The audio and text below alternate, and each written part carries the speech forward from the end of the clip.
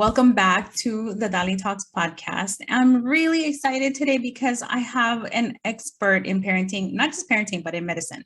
Dr. Bob Saul has been guiding the physical, behavioral, and mental care for children for over 40 years. His parental awareness threshold is a simple framework to actively parent with self-awareness, empathy, and compassion, where children learn to build nurturing relationships as well as exhibit love and respect for others. It is such a pleasure to have you here, Bob. Welcome. Thank you. It's my pleasure to be here. Thank you. Yeah, thank you so much. This is really nice to get the perspective from a pediatrician. And, you know, I have two kids, two girls, and I didn't realize that the pediatricians are not there just for the medical, the physical, stuff like that, but they know so much more. And when Julie introduced me to you, I was so excited to invite you to come onto the show because after reading your wonderful book, Conscious Parenting, and your newsletter, which is actually very, very good, I think you're a great resource for the parents that listen to the DaliTalks podcast. So can we start a little bit with, talking a little bit about your background, your profession? Sure. I grew up in the Chicago area, but ended up graduating from high school, college, and medical school in Colorado. Did a pediatric training at Duke for pediatrics, and then did actually medical genetics training also. So I'm certified in both of those specialties. I've been in Greenwood, South Carolina since 1979. And when you talk about parents sort of having to have a self-awareness and be understanding, I mean, a smart pediatrician should do the same. And I'm not sure I was very good initially. When I started, I had all that training and I wanted to be the best darn doctor you can be. But after a period of time, I realized I wasn't paying back to the community like I should. So it was fortuitous at the time in 1993, I heard a talk from a healthcare futurist who said, for anything that happens in your community, and he was particularly addressing hospitals, but I took it to heart. For anything that happens in your community, I am the problem, I am the solution, I am the resource. So it isn't until you take personal ownership in the issues in the community when you can really start to make a difference. You have to consider it your problem. You have to consider yourself part of the solution. And to do that, you need to devote your resources to it. Now, that was really impactful, but I must admit it took me a couple months to sort of internalize it. I didn't know what to do. How do I do that? So I went to the folks in the community eventually and said, put me in, coach. I'm ready. I'm ready to do good stuff. And I got involved, and I was sort of pleased with my involvement. Maybe smugly so, because I thought I was being such a good person, such a good citizen. And then April 20, 1999, two teenagers walk into a high school in Littleton, Colorado, massacre 13 people and kill themselves. Could that happen in my community? Yes. Matter of fact, there had been a school shooting in my community earlier.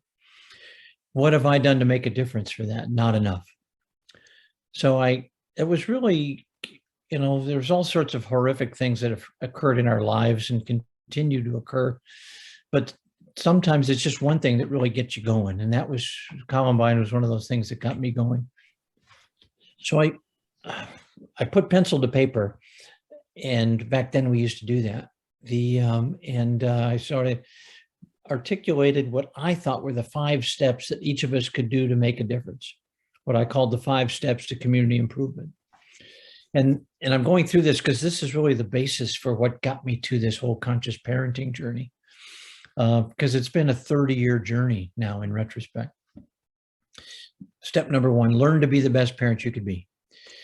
And that sounds sort of simple, but oh my gosh, it's so complex. And I chose those words carefully because parenting is a constant learning experience.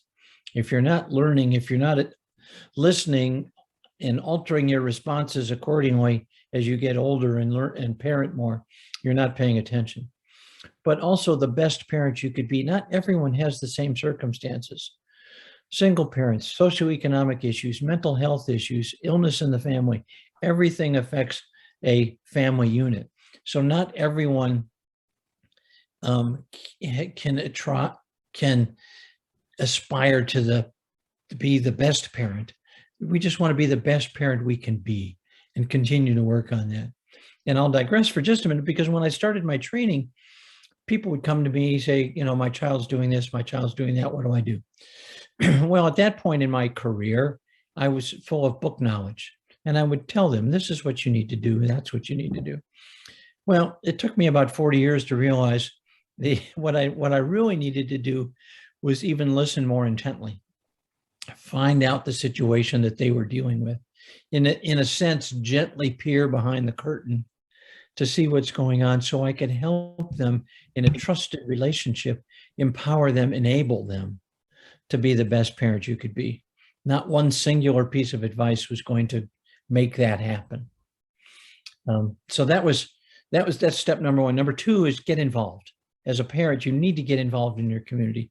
And there's so many different ways. I'm not going to say what you should or shouldn't do, but there's so many different ways to get involved in your church, in your, in your soup kitchen, in your scouting, in your school. There's so many different ways.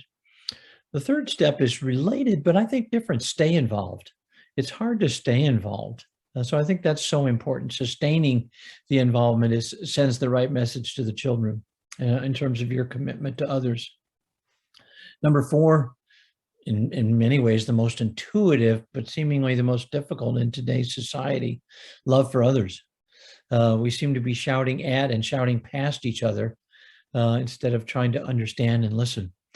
And then number five is I think is the most difficult, and one that I've been on my own journey, is forgiveness. We need to understand how to practice personal forgiveness and social forgiveness. So those 5 steps sort of became a framework. And over the next 12, 13 years, I wrote over 160 op-ed articles for the local newspaper on each of those steps, thinking about how we could each be better citizens. Because, and then that was culminated in a book I published back in 2013 called My Children's Children, Raising Young Citizens in the Age of Columbine. Because I think it's become my idea and mission in life to convey the fact that parenting is the job to raise your children to be good citizens. Mm-hmm. I agree. Some people want, I remember when my parents divorced, my mother said, all I want you to do is be happy, Bob. And I want you to be happy. And I think that's a lot of divorced or single parents say that to their children. And yes, we want them to be happy, but I think the important thing is for them to be good citizens. And if they're good citizens, if they care for others, if they care about each other, then happiness is a blissful secondary side effect. So citizenship is sort of what got me on this whole journey. I'll pause. That's really interesting, because you just made me realize that my priority and my husband, every time we talk to our kids and they say they do something wrong, we always say, I'm just trying to raise you to not be a crappy adult. and of course, then we say, I just want you to have a successful, happy life. So you just made me realize that my priority is that good citizenship, because that is so important to me, because I see that if we all just worked individually within our own homes, that's how you truly improve the world. And a lot of people think it's such an impossible thing. And I know it's not a very easy thing, but it's definitely doable, at least within your communities. And that's how it starts. And we're never going to have a perfect world or a perfect child, or we're going to be perfect parents, because it doesn't exist. But I like your steps because number one, they're very different than any parenting book I've ever read. And you do focus on that lens of citizenship. And people wouldn't normally bring that up when talking parenting. But so the first one, I was like, okay, learn to be the best parent that you can be. That's right. And I like that you said you were very careful with those words, because parents are criticized left and right, regardless of what they do. So they're always thinking, gosh, I'm just not good enough. Or when they have an argument with their child, they think, oh, that just went so wrong. I lost it. And I'm such a bad parent. And then if you do a lot for them, then you're being criticized for cuddling them or doing way too much. So it's like, you just can't get it right.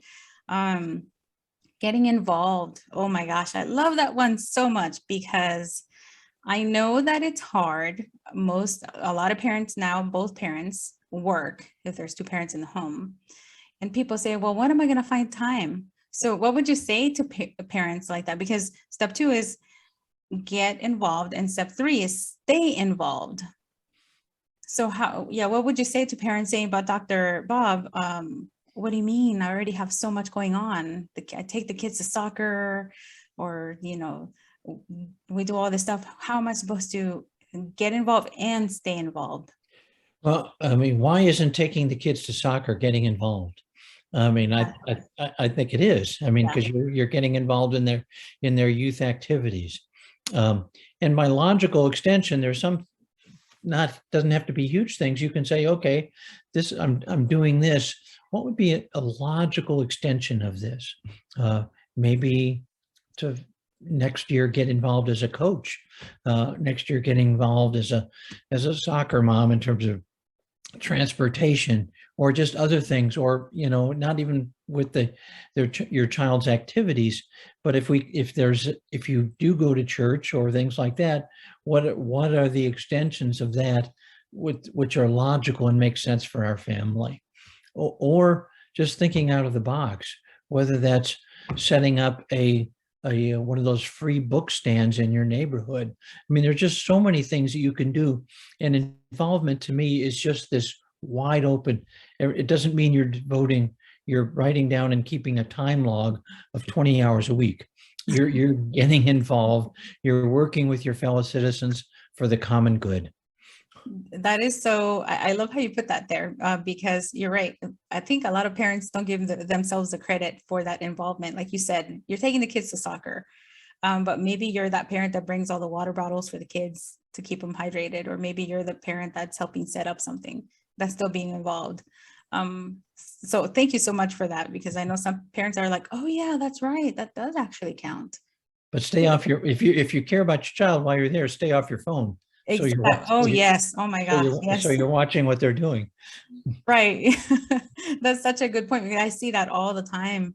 I see it everywhere, and again, it's not to criticize parents, but it's because we get so wrapped up, just like the kids, in these devices that we're not paying attention. I remember I was at the airport and I was watching a kid with his mom, and the kid just started walking off because the parent was on the phone. I went over there and tapped her and I said, hey, your child's down the hall, and like, oh my gosh, and I could tell immediately the guilt. Yeah. But that's what I love about the title of your book, Conscious Parenting, because you have to be conscious in so many different ways, and it can be very difficult. And then love for others. That one, like you said, right now, it's so hard, because one of the things that I see is that people are listening to the media, they're following these stories, and they take things so personal, as if, say, like they're talking about a politician, and I see people that are so passionately angry, or just very, very intense emotions, as if they actually have a relationship with that person, that politician that they've never even met. Or they'll vouch like, that is a honorable person, that is, no, I know that this person. And I'm like, wait a minute, do you really though? You're kind of like using your energy on something that would be better used on your children, and we're also role modeling all of these behaviors to our kids. So any more tips on how to grow that love for others? Well, obviously, love for others has to do a lot with empathy, which empathy is M within, pathos, suffering. So you're willing to put yourself in with someone else's suffering. And I like the concept. I recently read a book by Isabel Wilkerson about radical empathy. People talk about empathy and we say, oh, I can understand what they're going through. But do we really? We, on a superficial level, we say that. oh, that must be so hard. I can really understand you're having a tough time with that. And that's nice, but to really be empathic is to practice what she called radical empathy, is to actively learn what they're doing, what they're going through, what they've been through, to really put yourself in their shoes, other than just superficially say, that must be hard and I'm sorry for you. And I think that's what a lot of what, you know, learning about Juneteenth, learning about the Civil War, learning about others, is radical empathy, actually learning and understanding the impact of so many of these things that happened in the past and currently are. That's the difficult step about practicing love for others, I think. Yeah. Yes, I agree. And I think that the storytelling within the family can help build up that empathy, right? Because that's one of the things that I've done, because I've noticed children learn or retain the moral of a story when you share your own personal stories, because they have that personal connection to you. And that's very, very powerful. I think that we're not using that enough. Right. Because we're not having real conversations with children. We're telling them to brush their teeth, to do their homework, to shower, but we're not having those real deep conversations. Absolutely. Yeah. And about forgiveness. Now, I'm going to be honest with you. Forgiveness for me has been hard. When it's been hard to accept, number one, why we need to forgive. Like, say, this is for deep stuff, like deep like stuff that has happened, right? Not for the normal, like, oh, you made this mistake and I'm like, hey, that's cool, I forgive you. Because sometimes as children, now that we're adults, we go through these things and you're like, oh, I'm so mad about that. You're still, holding it in. And you don't want to let go, because you have this idea that if you let go, that you're telling the person that it was okay, and it's not. So that's why I'm saying, for me, it's taken years to forgive. And I didn't understand how bad it was until I had to do the work. And I know I'm not like the only person. There's a lot of people that just don't realize how bad they're latching on to that pain, and they feel like, well, no, I shouldn't forgive because I still feel the pain. So to parents who are going through that, what advice would you give them? Well, I like the simple advice of Maury Schwartz. I don't know if you've ever read the book Tuesdays with Maury. No. It's written by a sports writer, but it's about his experience with his beloved college professor who was on his dying days. So he went to visit him every Tuesday to hear some of life's lessons. And Maury Schwartz gave, it's sort of simple, I'm simplifying, but forgive yourself first, forgive others, and do it now. So you have to forgive yourself for what you're continuing to harbor, what you're continuing to feel guilty about, or what you're continuing to be angry about, before you can think about forgiving others. And we all know you need to do it now. Now, I've been on this journey trying to understand forgiveness. So I've read about the Holocaust, read about the Rwanda genocide, and I say, how can these people forgive? I mean, they went through such horrific, if they survived, they went through such horrific things. And then you realize sort of the common threads is, if you're going to go on and if you're going to build your life going forward, you have to move on. You have to be ready to not accept, not forget, but just move on and forgive. I mean, we think about, I think, I can't remember, today might be the 7th anniversary of the Mother Emanuel shootings in Charleston. I think I heard it on the news last night. And after, that white individual that went in and killed 9 people in the church in Charleston, South Carolina, they were fairly immediate in terms of their forgiveness of him. And most of us have gone, how could you do that? I mean, but they realized that they need to move on. that they can't, if they continue to harbor all of that inside, all it does is hurt them. If they're going to continue to spread the love and the passion and the compassion of those people that they lost, they need to move on. And so that's so important. But I would add an example to personal forgiveness. I think we don't do well as a society for social forgiveness either. And an example is because we always say, well, it wasn't me, I didn't do it. A couple examples. The American Medical Association, some years past, did not allow Black physicians. And so they set up their own medical association, then called the National Medical Association.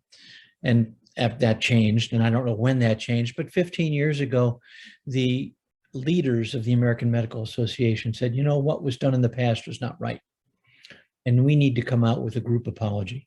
So they printed up in their journal an apology for it. Now they could have easily individually said, wasn't me, I didn't do it, it was those bad guys back then, but they said it was us. And if we're going to readjust our moral compass going forward, we need to acknowledge this, apologize, ask for forgiveness, and move on. We have a problem with that in the South in terms of the Confederate flag. We keep saying it's a symbol of heritage, and it wasn't me, I didn't do that. No, it was us. We need to accept that and move on. It's hard, but personal forgiveness and social forgiveness are so important. And one little quick story, my oldest son is now, well, we'll be 32.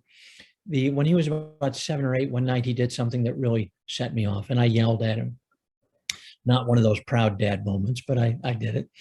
And he just melted. I mean, and then mom got mad at me for yelling. And then we went into that family meltdown mode where nobody talks and just walks past each other for a couple hours. I'm sure that never happened at your house. Never. And then it was time for bed later, a couple hours later, and I laid down with him and I said, son, I'm sorry. You did something I think was wrong, but Dad's response was totally out of line. And I want to tell you I'm sorry and ask for forgiveness. He said, Dad, would you be quiet? I said, why? He said, I hate it when you're nice. So I think it's important that we acknowledge our personal faults, not just seek the forgiveness about other things, but also when we ourselves are in error, not for guilt, but just because it's part of it's part of our personal growth. And you talked about personal things. My father was an alcoholic, and my father was in a verbally abusive relationship with my mother. And has since passed on. I still have problems with that, and that's okay, but I continue to work through it. So you can never think you can totally erase the slate. We're humans, and that's okay. I'm glad you said that, because not just me, I know I've had this conversation with other adults, and we ask ourselves, is like, why can't I let it all go? Like, even when you say, okay, I forgive you, and then at the moment you feel really great, right? You're like, okay, I think I've moved past it, but then you still have those, I guess, the remnants of that pain and those memories. So, and this is great because I think, well, what I do is I share those experiences with my children, because I want them to understand that it has been hard for me, but it doesn't have to be hard for them, because they're being taught at a young age to forgive.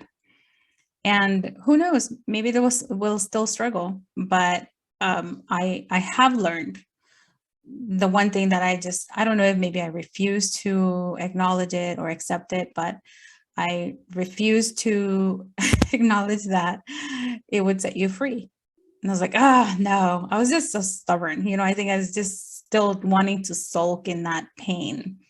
But, reading your book, I'm like, I realize how important it is if we want to raise great kids who are going to be empathetic, because when they, not just during their childhood, but into adulthood, when they encounter certain situations in their communities, they're going to need that skill of learning to acknowledge what happened, heal from that pain and forgive, and then continue to have relationships with some of these people if they need to, like, for example, at work.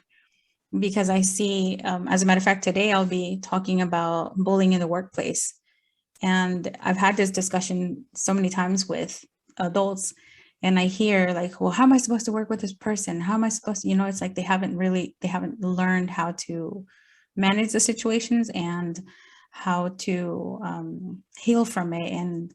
And some people want to run away from the problem instead of handling it. And that's something that I see with all the tips that you give in your book, that children can learn this if we follow these 5 steps that you provide. They're very, very powerful. And like I said, different than what I expected from a parenting book. So, and let me, if I can, let me sort of give you the basis of how I got to this conscious parenting paradigm. Late in my career, just after I'd published my first book, I changed jobs and I became the medical director of general pediatrics at a hospital system. So I was now in an administrative role in addition to teaching and so many other things. And they made me take another leadership course, and I rolled my eyes. Don't have to take another leadership course. But like so many things in life, it was good. It was instructive. When I opened my eyes and listened, it was informative and educational. They talked about conscious leadership, and there's a line. And when you're above the line, you're open, you're receptive, you're ready to learn. When you're below the line, you're closed, you're defensive, you're always right. And the point is, we're human. We're going to be above and below the line. And we've all been in that 3 o'clock meeting when we're just saying to ourselves, when's this thing going to be over? This is so boring. The point is to be conscious now we're below the line. And we can choose to stay there and just continue to look at our watch until the meeting's over. Or we can say, I need to get more engaged in a positive way. Either that be in my listen intently, my discussion, my eyes, whatever. I need to shift myself from below the line to above the line.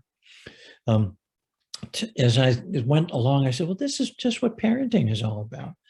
I came up with the parental awareness threshold. When you're above the parental awareness threshold, you're open, you're receptive, you're ready to learn, you're ready to listen intently to what your child has. When you're below the parental awareness threshold, you're closed, you're defensive, you're always right because I said so, because I'm the parent. And we're going to be above and below that. The whole point of conscious parenting, then, for me, is just understanding 2 things: where you are as a parent in relationship to the parental awareness threshold. Are you open or are you closed? And then 2, where your child is, because we need to understand the developmental stages of childhood. What you expected out of your 2-year-old is very different than a 4-year-old, 10-year-old, 14-year-old. And you need to understand that. So that's an active learning experience, learning what the developmental stages of childhood are, so you can understand this dynamic that is parenting. So it's conscious parenting to me is then a conscious awareness of the parental-child relationship and understanding where you are. And it's at 2 times. It's in the moment, because for any particular behavioral issue, you need to, that's not going well, let me say. Those that go well, that's great. Right. But if it's not going well, you need to pause. You need to assess and then choose. And that's not just for parenting. It's for any of our interpersonal relationships with our spouse or with our family members or our coworkers or whatever. But especially for parents, you need to pause, assess, and choose. Now, in retrospect, you might choose the wrong response. But that's why later on you need to pause, assess, and choose. Okay, that didn't go well. What could I do differently next time? Because without that, every parent's going to have a different reaction to the same. My contention might be to the same set of circumstances. You could have a different reaction on Monday than you did on Tuesday, and that might be, Monday morning, getting everyone ready for school, getting the lunchbox fixes and everything else. you are thinking about that argument you had with your spouse or that thing you've got to get to at 10 o'clock this morning or whatever. It distracts you and you have a very different response than what might happen the next day. So as best you can, you need to pause, assess the situation, and then choose the appropriate response.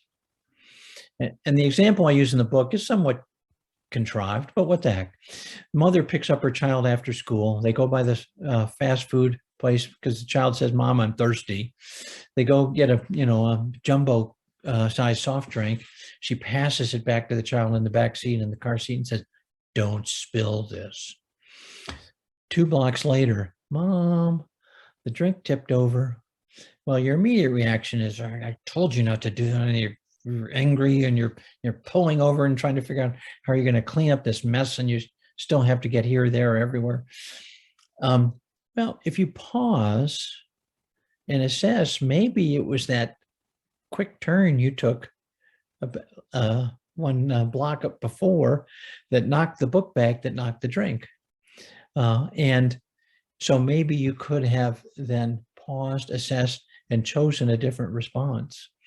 And that just is an example of how you should be thinking through things.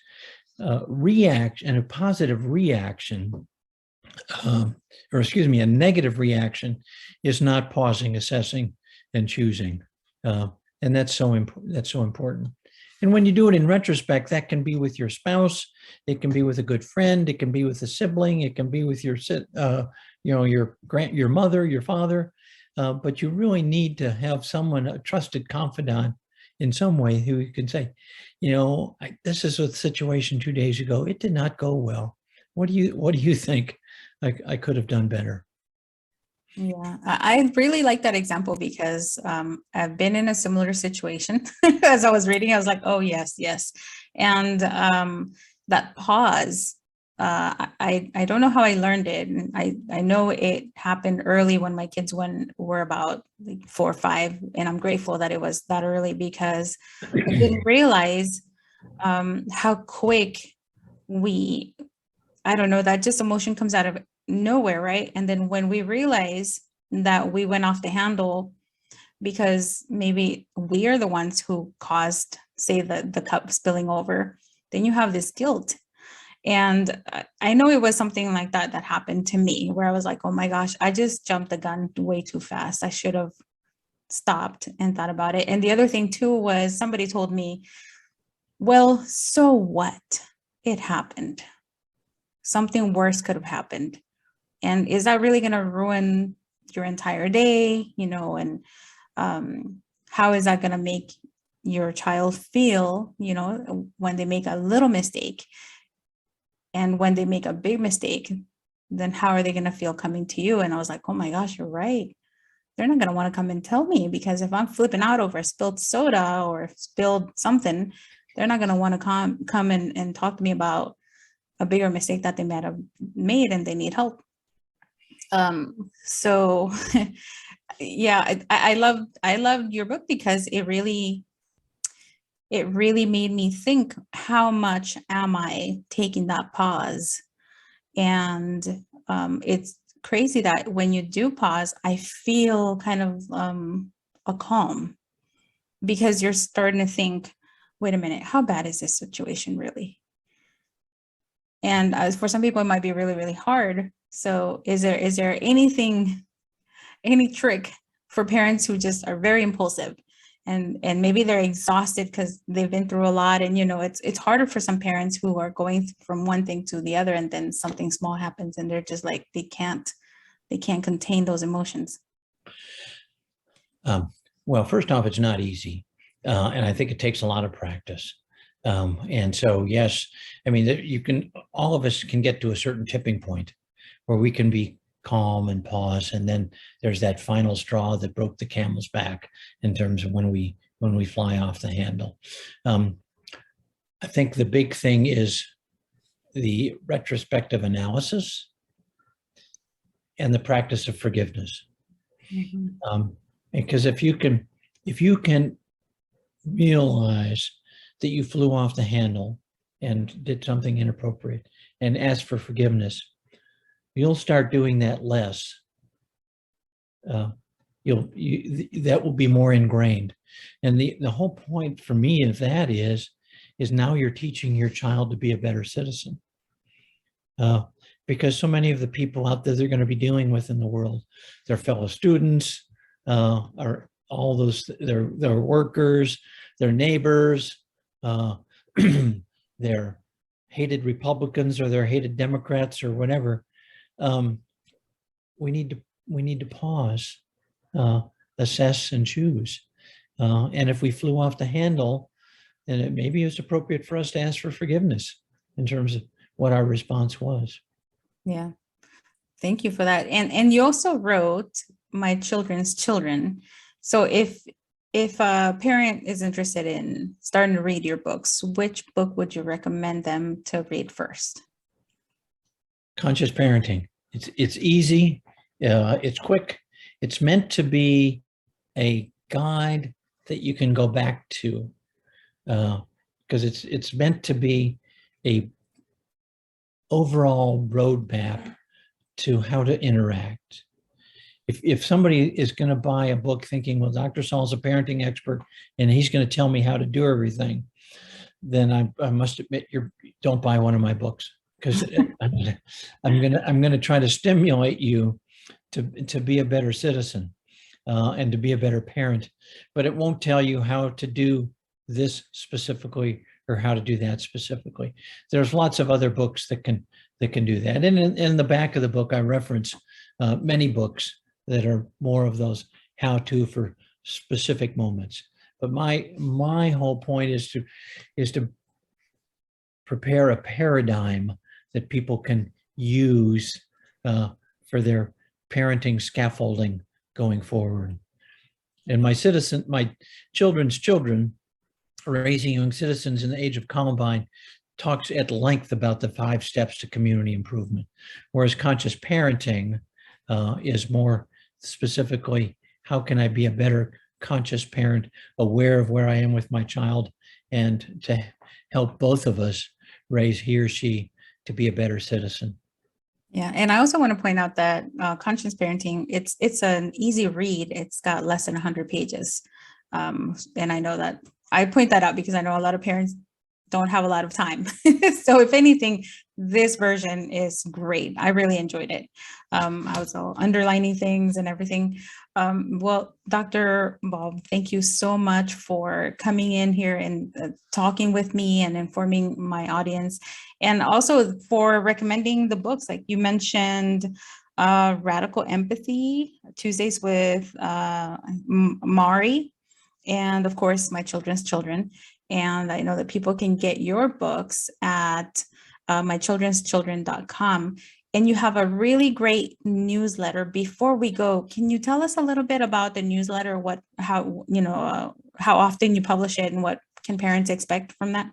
Well, if somebody is interested, they can, on the contact page of my website, they can send me their email, and I'm glad to add them. I'm currently doing it once a week, trying to. And it can be a variety of things. It can be specifically on parenting. It can be on social awareness. It can be on, I must admit, my brain goes in multiple directions at times. So I just go with the flow. Yeah, I've really enjoyed it. And I really recommend parents read it, because you put in there some things that really make you think. You're like, well, yeah, right. It's really good. So again, that website is My Children's Children. And will you be offering anything like any online trainings or workshops, courses in the future? I haven't yet. That's something that to be looked at. Yes, I hope you do, because you have really great information, and I think you can provide so much value to parents, especially because parents are, like I said earlier, they're so they have that guilt, and then they're afraid of being criticized. And coming from an expert like you, if you were to offer any type of trainings, virtually, where they can feel safe and not be too exposed, I think it would be a great tool. And I look forward to, hopefully seeing that sometime in the future, because I know you did mention you were thinking about doing something like that. Yeah. Thank you. You're welcome. Well, thanks again for being here on the show, and I wish you the best. Well, thank you. It's been my pleasure. Good luck to you. Thank you.